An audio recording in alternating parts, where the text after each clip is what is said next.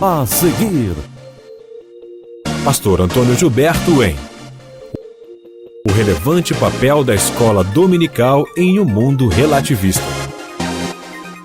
Pastor Antônio Gilberto é mestre em teologia, licenciado em pedagogia e letras. É consultor teológico e doutrinário, além de comentarista de lições bíblicas da CPAD. Foi fundador do curso de aperfeiçoamento para professores de escola dominical e é membro da junta diretora da Global University, em Springfield, Missouri, Estados Unidos. agora, no 7º Congresso Nacional de Escola Dominical. Com a palavra neste momento, o nosso pastor, o nosso teólogo, o nosso mestre, aquele homem que com justa razão pode ser chamado e é chamado o homem escola dominical. Pastor Gilberto. Ainda de pé, irmãos, nós vamos ler a palavra de Deus. É parte da nossa preleção. Permaneça de pé. A nossa aula, ela é constituída dos seguintes tópicos. Uma leitura bíblica, que vamos fazer agora, por isso que estou pedindo para o auditório permanecer de pé. Introdução ao relativismo, pois o nosso assunto é o relevante papel da escola dominical no mundo relativista. Um outro tópico é refutação bíblica ao relativismo. Outro tópico é a igreja e sua escola dominical ante o relativismo. E esse congresso é voltado para obreiros da escola dominical. Então, o assunto concerne a você. Um outro tópico da nossa aula é sobre razões por que cremos que a Bíblia é a palavra de Deus. E o penúltimo tópico é você e a palavra de Deus e a escola dominical. E o último tópico que é conclusão. Então, a passagem bíblica que vamos ler, depois pedirei para os irmãos sentarem, é no Salmo 19, versículos de 7 a 11, que diz assim: a lei do Senhor é perfeita. Aonde é que vai ficar o relativismo? De jeito nenhum, ele se arrasa aqui. No relativismo, nada é absoluto. A professora Elaine, com muita propriedade, tocou de leve no assunto, mas graças a Deus por esta passagem e dezenas de outras na Bíblia, a lei do Senhor é perfeita e refrigera a alma. Os irmãos estão vendo que a Bíblia diz e ao mesmo tempo mostra seu campo de aplicação. O testemunho do Senhor, que é outro nome da Bíblia, é fiel, eternamente fiel, não muda nunca. E dá sabedoria aos simples. Os preceitos do Senhor são retos e alegram ao coração.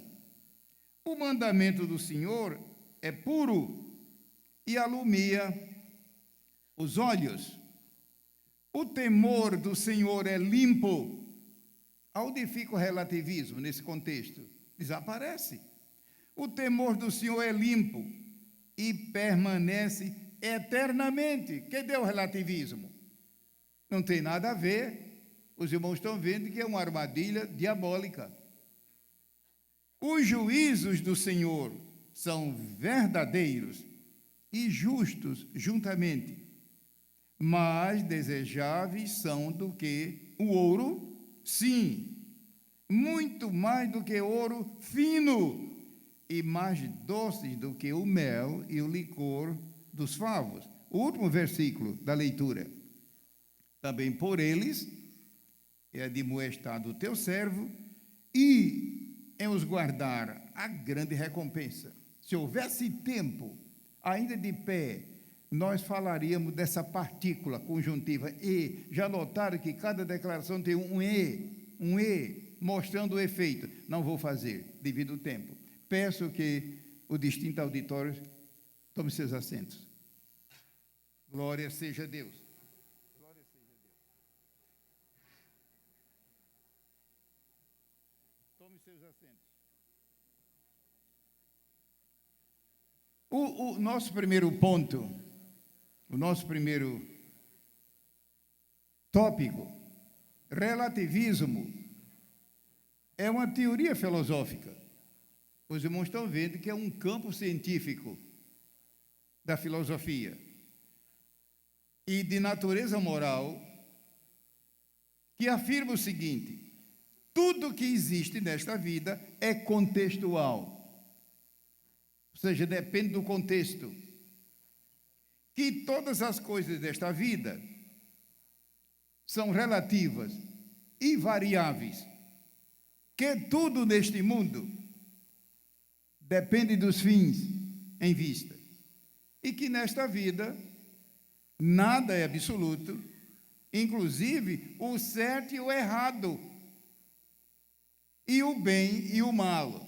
É claro, no sentido moral. Não estamos falando aqui de bem e mal no sentido puramente físico, mas no sentido moral. O falso conceito, eu estou me prendendo à letra das notas para ganhar tempo. Ganhar tempo. De sorte que estamos pensando nesse horário que precede o almoço. O falso conceito filosófico do relativismo assevera que as verdades morais, filosóficas, políticas, aqui do auditório deve ter muitos irmãos que têm algum relacionamento com a política, política que eu digo com P maiúsculo, e sociais variam conforme a época da história, conforme o lugar, conforme o grupo social da referida época, e também conforme os indivíduos dentro do seu grupo, conforme a interpretação dos fatos.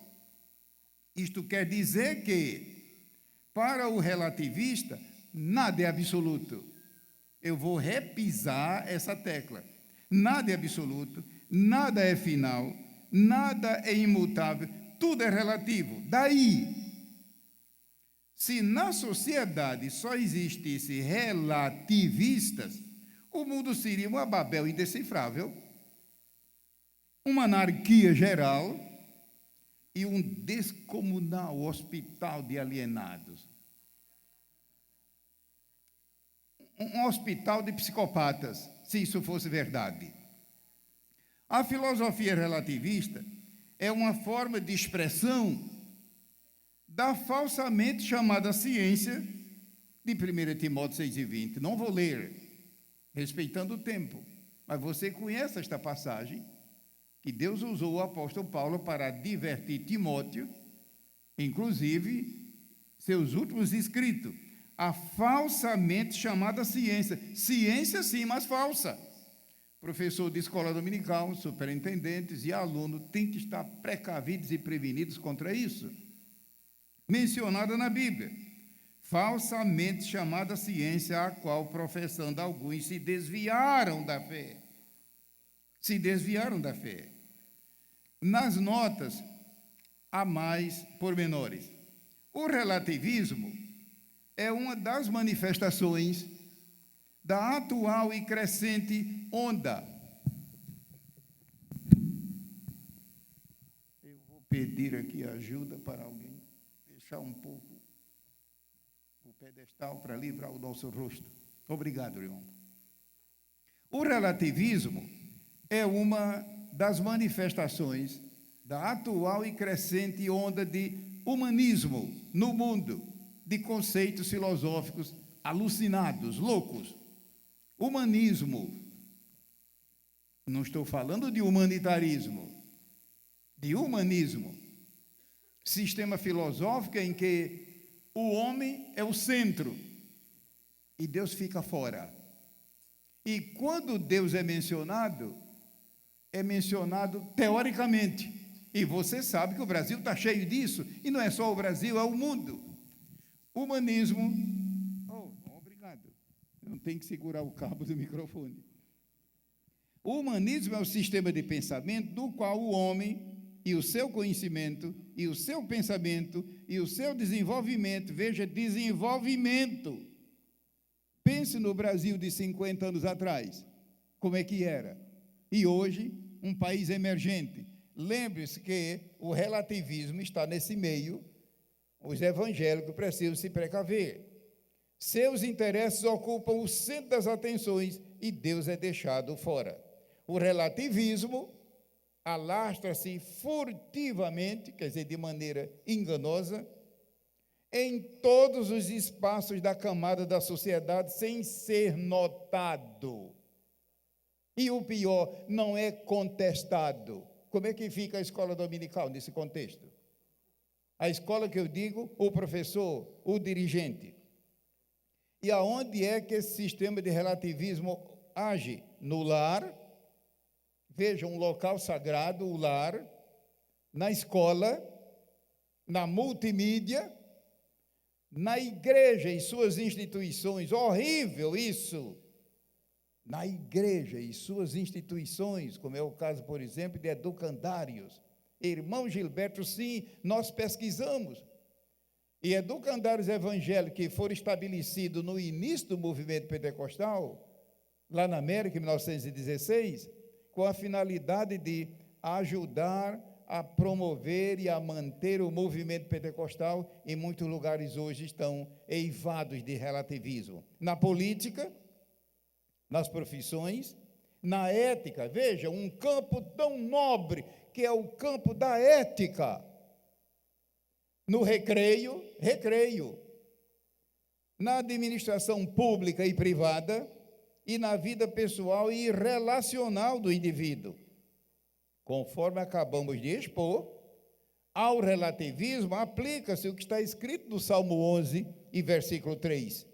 Na verdade, que já os fundamentos se transtornam, que pode fazer o justo? Eu creio que o auditório conhece bem esse texto, no Salmo 11. Na verdade, que já os fundamentos, as bases, se transtornam, o que pode fazer o justo? Eu não vou prosseguir com os fundamentos. Depois você pode pegar as notas e meditar. Mas é digno de trazer à tona, de despertar o interesse, esse versículo do Salmo 11. Na verdade, que os fundamentos já se transtornam. Imagine, naquele tempo, aquele homem de Deus teve essa revelação, que vamos dizer hoje, do ano 2012, no século 21. No século 21. Esses fundamentos, um deles, certamente o doutor Ronaldo, sem saber, guiado por Deus, ele juntamente com a equipe e o conselho da casa, ao estabelecer, ao marcar data para esse congresso, o tema central, predominante, é João 17:17, como os irmãos bem sabem, santifica-os na verdade. Ou seja, o Senhor Jesus Cristo em oração, o capítulo 17 é uma oração. Dali, segundo a Bíblia, ocorreu a celebração da Páscoa, a instituição da ceia do Senhor, e em seguida Jesus foi preso e manietado e veio sua paixão e morte. Ele estava em oração quando disse: santifica-os na verdade, a tua palavra é a verdade. Então, quanto ao relativismo, o fundamento da santificação é afetado. Em 2 Timóteo 2:19, diz assim: o fundamento de Deus fica firme, tendo este selo: o Senhor conhece os que são seus, e qualquer que profere o nome de Cristo, aparte-se da iniquidade. Irmão, está vendo que a santificação, ela entra em choque direto com o relativismo, no sentido de descartá-lo. O segundo tópico da nossa palestra é refutação bíblica ao relativismo. O relativismo não possui critérios segundo a verdade de Deus, que é a Sagrada Escritura. Veja que lástima. Então adianta perder tempo com isso. Quando um relativista aceita um fato ou princípio moral como sendo bom, Um outro relativista pode, ao mesmo tempo, ter o fato como maléfico. Veja que balbúrdia. Verdades absolutas são inaceitáveis no relativismo. Eu sugiro que, quando você trata disso, ponha relativismo com R maiúsculo, para dar mais ênfase. No relativismo, como acabamos de ver, o certo e o errado dependem tão somente de cada indivíduo. Veja, meus irmãos, um assunto tão elevado na Bíblia. Ou seja, o que é certo e o que é errado para um cristão evangélico. Será que esta não é a pergunta aqui de dezenas e centenas? Irmão Antônio Gilberto, o que é certo e errado moralmente? Amado irmão e amada irmã, a Bíblia responde. A Bíblia responde. A Bíblia tem resposta para todas as perguntas do ser humano. Perguntas, é claro, estou falando de perguntas sensatas. Deus e a sua palavra são ignorados no relativismo. Eles podem até fazer menção do nome de Deus, mas apenas teoricamente, como tradição. Ora, o bem não pode ser a um só tempo também o mal, nem o mal ser o bem.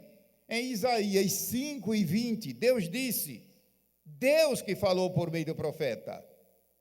A passagem foi escrita pelo profeta Isaías. Mas no capítulo 5, Deus diz, ai dos que ao mal chamam bem, e ao bem mal.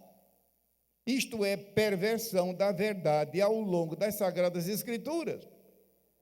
No capítulo 4 do profeta Isaías, a menção aqui no capítulo 5, começa um grupo de ais. Eu sugiro que o auditório depois pense isso. Somando, você verifica que são 7 ais da parte de Deus. E um deles é esse aqui, terrível. Aqueles que ao mal chamam bem e ao bem mal. Declara a palavra de Deus no Salmo 119, versículo 113, Deus dizendo, aborreço a duplicidade. Alguém poderá dizer, mas irmão Gilberto, isso aí é o escritor do Salmo. Mas, meu irmão, os escritores falaram, inspirados pelo Espírito Santo. Aborreço a duplicidade. E o que é relativismo? É pura duplicidade, como estamos vendo. Ao bem, no sentido moral, chamam mal, e ao mal chamam bem.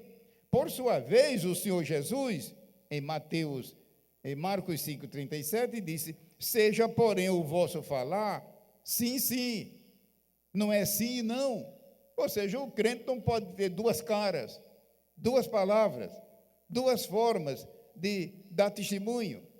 Sim, sim, não, não, porque o que passa disso é de procedência maligna.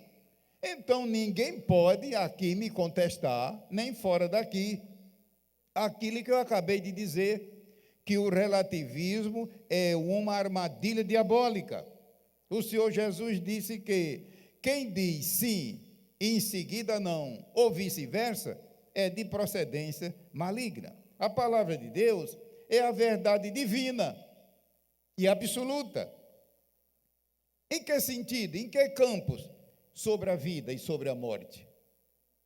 Sobre a vida e sobre a morte. Para nós que estamos aqui, nós destacamos a vida. Mas depois da morte, quem é que tem a verdade absoluta? A Bíblia.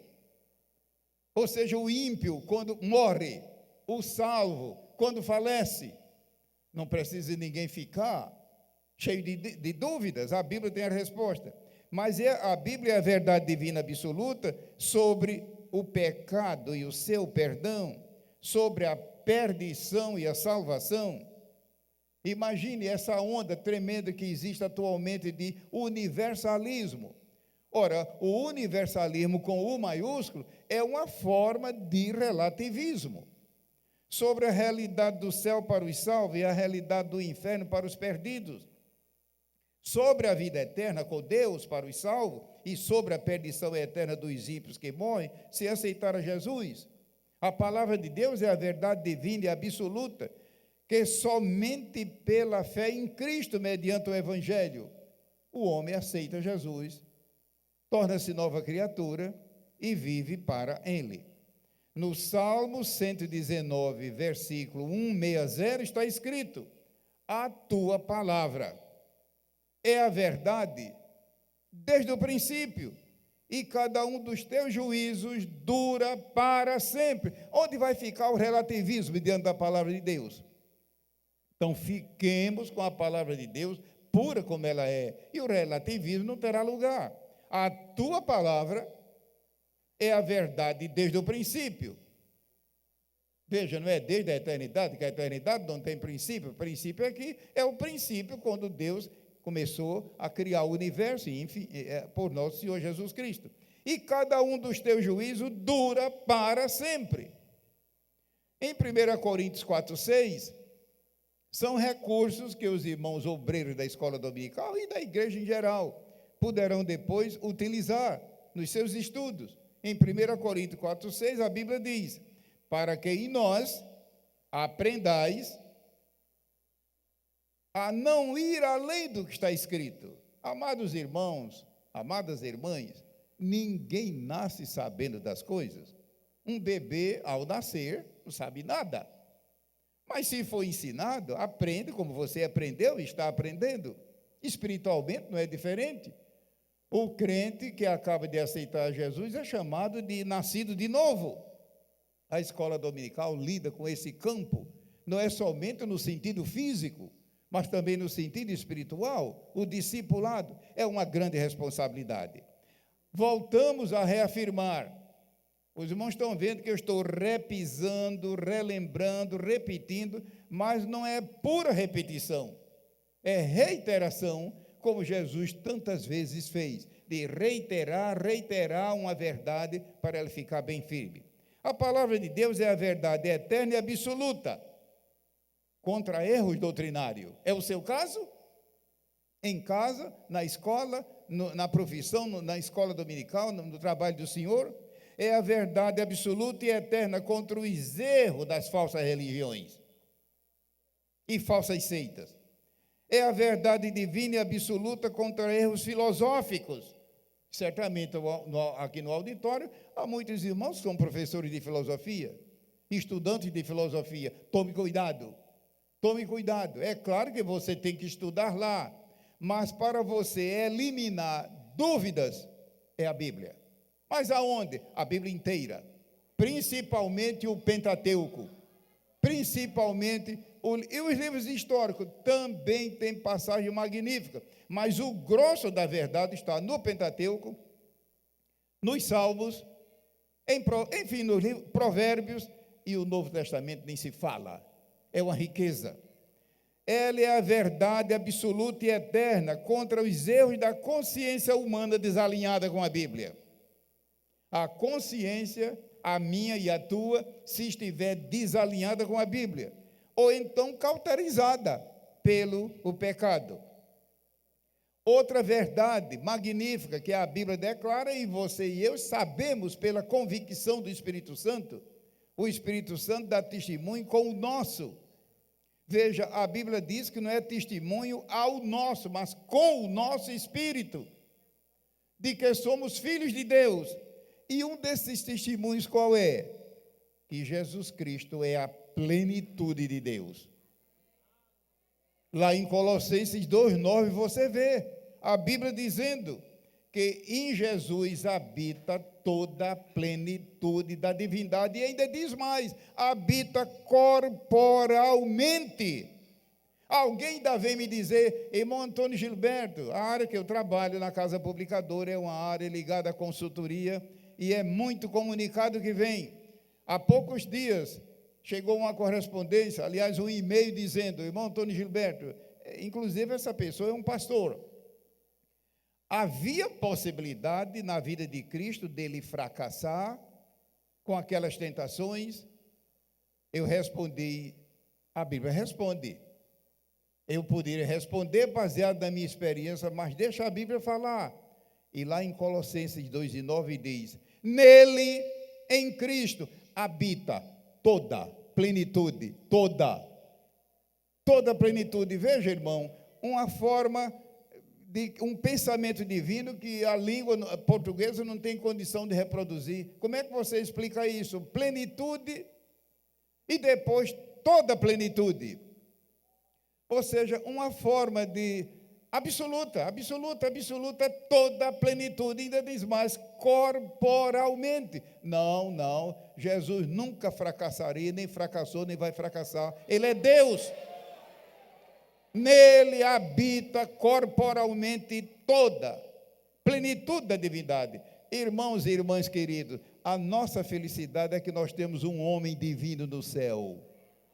Divino, ressurrecto, aquele corpo glorioso da sua ressurreição, quando ele disse, é-me dado todo o poder para sempre. Ele é Deus e também o homem, é claro, o homem perfeito, é a nossa felicidade, porque ele, como homem perfeito, viveu aqui na terra, as crises que vivemos, e pode nos socorrer, como diz lá em Hebreus.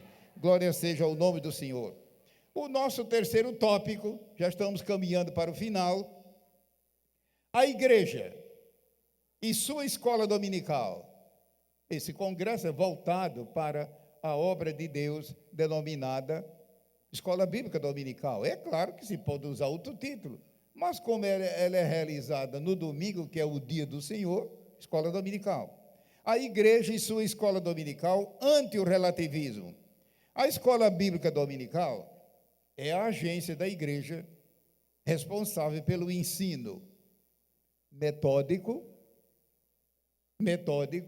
Imagina um professor ensinar sem método. Como? Como é que se estuda informática? Como é que se estuda engenharia? Eu não sei qual é o seu campo profissional.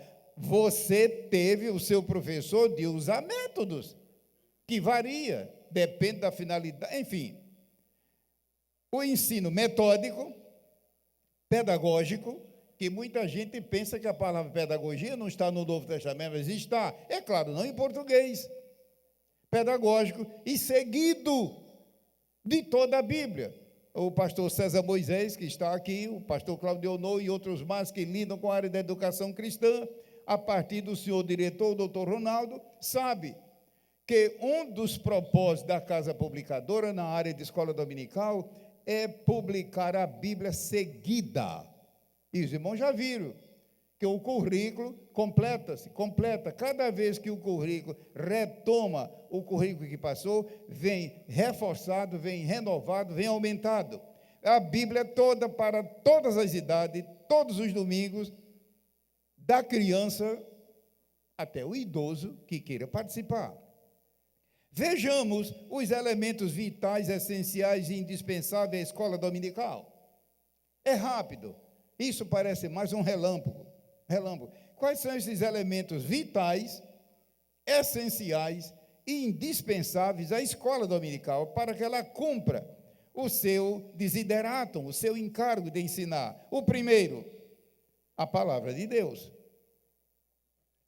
O lema do nosso congresso, santifica-os na verdade. A tua palavra é a verdade, é fundamental.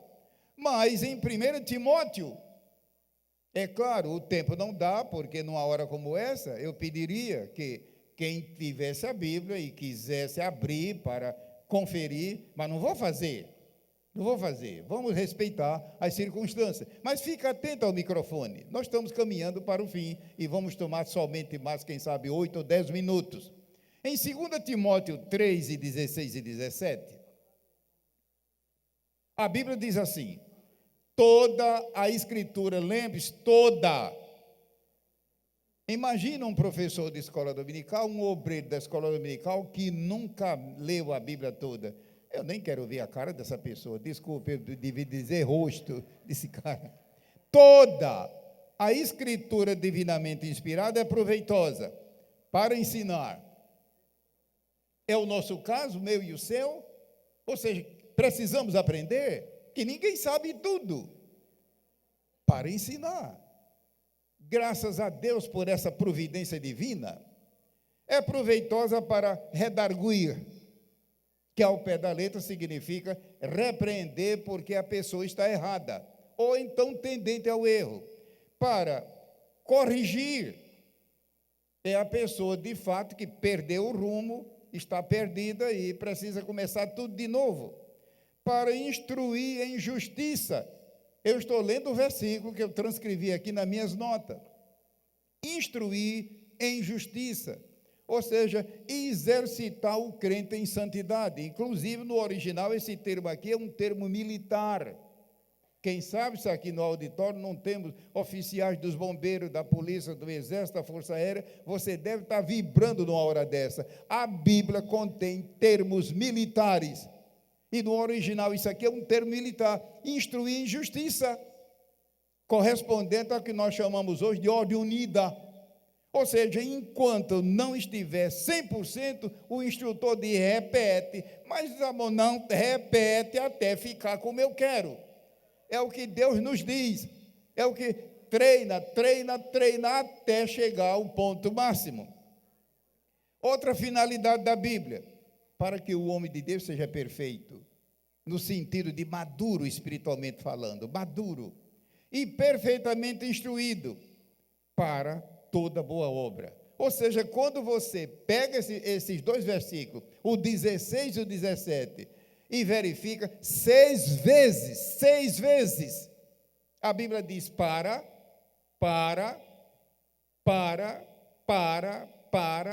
não é do verbo parar, é para indicando objetividade, objetivo. A meu ver, é uma das passagens mais ricas da Bíblia aqui, quanto ao seu propósito. E pode ver que tudo aqui fere na base o relativismo. Nós vemos aqui, nesse versículo, um dos grandes textos sobre as finalidades da palavra de Deus. Prosseguindo, nós vamos para duas citações, dois casos mencionados nos evangelhos, que eu vou apenas citar e prosseguir para a conclusão. No Evangelho segundo São Lucas, no capítulo 5 e no capítulo 6, eu coloquei nas notas. E tanto no 5 como no 6, Jesus se defrontou com pessoas enfermas. No capítulo 5 era um homem paralítico. E por que estou citando isso? Porque a Bíblia diz que ele estava ensinando, não era pregando naquela hora. Ele estava ensinando quando foi procurado por aqueles amigos do paralítico. E quando ele deu ordem, o paralítico ficou curado. O que é que eu quero dizer com isso? Eu e você deveremos ensinar a Bíblia com o poder de Deus. E que durante o ensino Jesus pode curar. Se há alguém aqui no auditório, portador de doenças e enfermidades, confie em Jesus agora, Ele pode curar. Ele pode curar você agora. Não é somente numa cruzada evangelística, não é somente num culto voltado para milagre. Em Lucas 5, Jesus estava ensinando. Você sabe o que é ensinar? Pegar um tema e desdobrá-lo. Ensinar. Jesus curou. E no capítulo 6, era outro homem doente. Só que esse homem doente, a Bíblia diz, Jesus estava ensinando. Quando estava um homem doente com o braço seco, a mão e o braço seco, ressequido. E Jesus disse para ele, levanta-te. Espiritualmente é Deus falando para o homem e a mulher caídos, espiritualmente, como diz lá em Efésios, levanta-te tu que dormes, levanta-te, desperta tu que dormes, levanta-te dentre os mortos. Mas a Bíblia diz que em seguida ele deu uma segunda ordem, que foi, fica em pé. Tem gente que crê em Jesus, mas não fica firme. Você sabe o que é ficar em pé? Como eu estou aqui. Imagine que Deus me guarde, eu tivesse defeito, eu teria que ficar em pé me segurando em alguma coisa. Jesus disse, primeiro foi, levanta-te, fica em pé. Fica firme. Que Deus nos dê graça, irmão, para permanecer firmes em todo o tempo. Jesus deu uma terceira ordem para aquele homem. Vem para o centro. Quem sabe se aquele homem não era esquerdista? Quem sabe se aqui, Deus nos guarde, tem a gente aqui que a vida dele é ir para o lado esquerdo, ou direito, no sentido exagerado. Eu não quero falar só o esquerdista, mas às vezes a pessoa é direitista, ou seja, todo mundo está errado, só ele está certo. Deus nos guarde, fica no meio, quer dizer, fica no lugar do equilíbrio, e o homem veio para o meio. Ele deu uma quarta ordem e disse: agora estentou a mão. Quando o homem estendeu, a mão ficou sã igual a outra. Ele estava ensinando. Se há aqui no auditório pessoas sofrendo de alguma coisa, em nome de Jesus eu declaro: Jesus pode te curar agora. É claro que ele pode curar depois. Ele é soberano, ele é soberano. Bom, meus irmãos, o quarto tópico, que eu não vou abordar aqui, você pode depois ver as notas no manual, é razões por que cremos que a Bíblia é a palavra de Deus. Por que eu coloquei esse tópico? Porque o relativismo não tem referencial para nada. O relativismo está vinculado ao humanismo, que é justamente o ensino filosófico de que o homem é o centro de tudo, e Deus fica lá no final, se é que eles colocam Deus em evidência no sentido tradicional. Então, no tópico número 4, colocamos 8 razões por que cremos que a Bíblia é a palavra de Deus. E o quinto tópico, um desses pontos que eu acabei de dizer, mais maravilhoso, esse que eu estou acabando de dizer, porque cremos que a Bíblia, eu poderia pegar a minha Bíblia aqui e exibi-la, mas estou pensando em encerrar agora mesmo.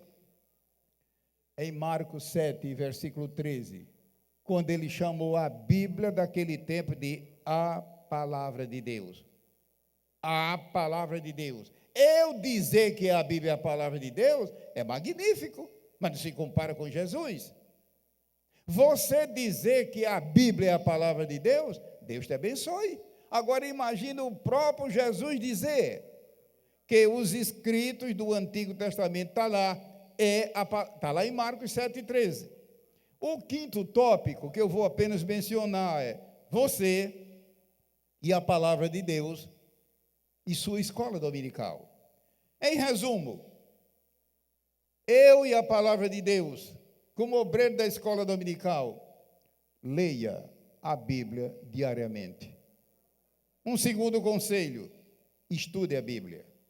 Não basta ler. E como é que você vai estudar sem método? Irmão Antônio Gilberto, e que método eu vou utilizar? Qual é o ministério que você exerce na igreja? Depende. O método depende. Então, como vou fazer? Peço orientação. Mas estudar a Bíblia. Um terceiro conselho: memorize a Bíblia. É uma bênção. Memorize. Memorize, que nela medita de dia e de noite. Está lá no Salmo 1, está lá em Josué 1, Deus dizendo para Josué, nela medita. Como é que eu vou meditar numa coisa que eu não tenho na memória? Então, memorize a Bíblia. Eu dou graças a Deus por essa bênção. Eu tenho, pela graça de Deus, 40 passagens memorizadas. Por favor, não vá pensar que o número 40 é um número... Não tem nada a ver. Eu é que escolhi 40 passagens da Bíblia, que quando estou viajando, etc., ou antes de dormir, estou ali repetindo, 40 passagens. Quais são as suas? Passagens prediletas que você tem na memória e diz aquilo de cor salteado. Se você não tem, eu não quero nem ver o seu rosto. Um quarto conselho: marque sua Bíblia. Marque sua Bíblia. Hoje, com os processos eletrônicos, é facílimo. E por quê? Quando você marca sua Bíblia e está mexendo com ela, aquilo é muito importante. Um quinto conselho deste seminário, deste evento, deste congresso: sempre que puder, conduza a Bíblia com você. Sempre que você puder, é claro, para a igreja, no seu carro, não sei, sempre que puder, conduza a Bíblia com você. Um sexto conselho: compartilhe o conteúdo da Bíblia com as pessoas a quem Deus dirigir. Concluindo mesmo, vou já convidar o pastor Claudio Honor para reassumir o microfone. Conclusão: 5 pensamentos que estamos deixando na conclusão desta plenária. Primeiro, fique atento, por favor. Lembre-se que o relativismo é uma fraudulenta ciência. 1 Timóteo 6:20. Uma falsamente chamada ciência. Fraudulenta. É uma perversão. Um segundo pensamento: é Deus quem nos dá sabedoria para discernirmos o bem do mal, através da sua palavra e através do seu Santo Espírito. É Deus, não é o relativismo, não é a filosofia. É Deus quem nos dá sabedoria para discernirmos o bem do mal, através da Bíblia e pelo Espírito Santo. Um terceiro pensamento que estamos deixando: o crente que é maduro na fé em Cristo, o crente que é maduro espiritualmente, na fé em Cristo, discerne bem, tanto o bem como o mal. E nas notas você vai encontrar referências bíblicas. Um quarto pensamento que estamos deixando: Deus assegura que a sua palavra não voltará vazia. Não voltará vazia. E que ela é luz que alumia em lugar escuro. Um quinto pensamento da conclusão: cuidado com a teologia contemporânea. Veja como o nome é bonito. A teologia contemporânea é falsa. Ela está vinculada ao relativismo. Irmão Gilberto, eu não imaginava isso. Eu não estou dizendo que você jogue fora os livros. A teologia contemporânea, T maiúsculo e C maiúsculo, está vinculada ao relativismo. Imagine se a gente tivesse 2 ou 3 plenárias e pudesse entrar em nomes agora como Schleiermacher. Lembra de Schleiermacher? Lembra de Hegel, lembra de Hegel, lembra de Barth e outros mais? Não vamos, o tempo não dá. Mas a teologia contemporânea está vinculada ao relativismo e vice-versa. Vou pedir aos queridos irmãos que estão conduzindo o evento, pastor Claudio Honor, doutor Ronaldo, para reassumir o microfone. Irmãos queridos, tudo foi rápido, igual relâmpago, igual lampejo, mas lembre-se, o pouco com Deus é muito. Quantos podem dizer amém? Uma realização CPAD.